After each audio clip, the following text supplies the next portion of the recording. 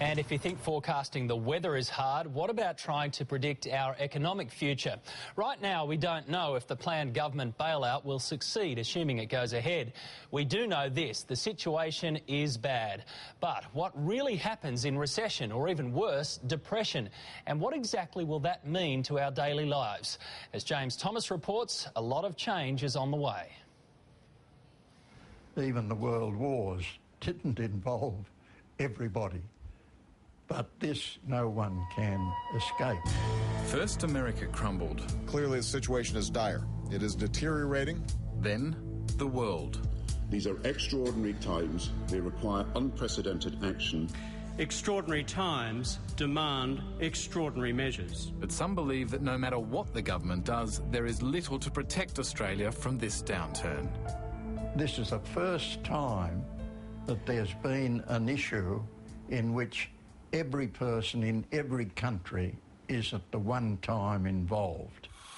Next month, Eric Ahrens will turn 90. He's lived through the Great Depression and every recession since.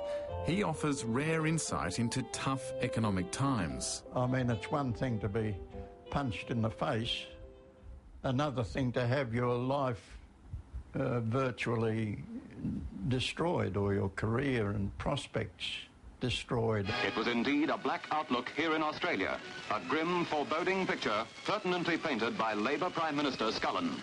Australia is facing today the gravest financial crisis in its history. There were holes in the soles of my shoes. The arse of my pants was thin. Those sorts of things, you know, they're not fatal, but they do go deep. Eric's mother was a teacher. She was unemployed for 3 years, sacked as part of a policy which aimed to spread work around if there was more than one income earner in the house. In those days, the man was the breadwinner. So if they were sacking teachers, well, married women would go first. The dole, known then as the sustenance, was commonplace. Being on the susso, and it was used as a derogatory and demeaning term. What about food? I mean, how did you put food on the table? Bread and dripping, and all sorts of, you know, things that were very cheap. They go for the mince and sausages. Right. Now, you can get so many more meals out of a kilo of mince than what you can go and buy in a couple of rump steaks. Today, you don't have to look hard to find signs of it happening again.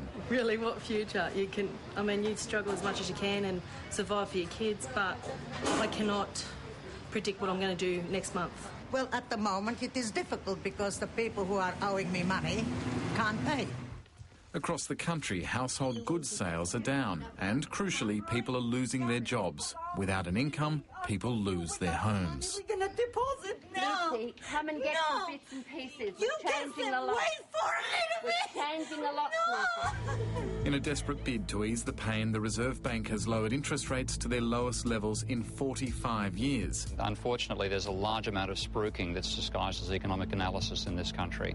People who are in a position where the company needs them to say things are going to improve are saying it. Professor of Economics with the University of Western Sydney, Steve Keynes, warns house prices, the share market, our economy as a whole has a long way to fall. It'll be worse than the recession that Paul Keating nicknamed the recession we have to have. This is a recession we can't avoid. No one told our Prime Minister. He's convinced spending is the answer, and he's spending big. The government today announces a $42 billion nation-building and jobs plan. That's on top of the $10 billion spent before Christmas. That didn't work, and nor will this, says Professor Keynes. Is that the economists who have been advising the government about what's likely to happen in the economy simply don't understand the dynamics of credit and debt. So saying that people should continue spending and ignore the debt they've accumulated is a bit like telling a junkie to keep on shooting up. Unfortunately, you have to go through the cold turkey. Professor Keynes points to Japan as one country where stimulus packages haven't worked. If you're old enough, you'll remember a time when Japan was hailed the world's greatest economy. But they hit the skids in 1990. Now, they threw billions at the economy and then billions more. It didn't work. The land of the rising sun continued to sink, leaving every man, woman and child 3 times the debt they started out with. Now, if our stimulus package flops in the same manner, Australia's economic demise will be long-term. The best of times would see it lasting half a decade. If we follow the same conventional economic approach that Japan did, we could see it taking as long as it's taken in Japan, and 18 years after they entered into their small-scale depression, they're still in it. I am so worried about what we're going to see, I am not sleeping. Reverend Bill Cruz of the Exodus Foundation says his charity is an accurate barometer of the times. I can go in the hall, sit next to somebody and say, have you lost your job? Yes. When did you lose your job? Last week. There'll be somebody just beside me who say, I lost my job yesterday, and there'll be somebody up there saying, I'm worried about my job tomorrow. How much worse can it get than that?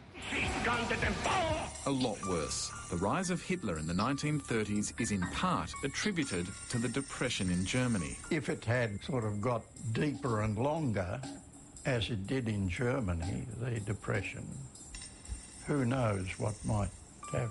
It's hard to imagine that Hitler was once seen as the solution to desperate times. It's equally hard to believe that last year captains of finance were seen by many as driving our great economy, lifting share prices and making us wealthy. Today, they're despised. The world is now caught in the worst economic crisis since the Great Depression. This crisis has been created by an ideology of unrestrained greed, by obscene remuneration packages that maximised risk with no regard whatsoever to the impact of their behaviour on ordinary investors, ordinary shareholders, superannuation policyholders, small business and their employees. Are there any positives to living in a depression? Well, I don't think I could recommend it for choice. Eric recommends living within your means. He lives on a bush plot with no debt and a talent for sculpting, which will keep him employed till the day he dies. How long did this take you to make? About 2 years. It's incredible. Oh, well, if there is a recession, you can just sell this and you'll make a fortune. Well, you have to find a buyer first. But there'd be plenty of buyers, I think.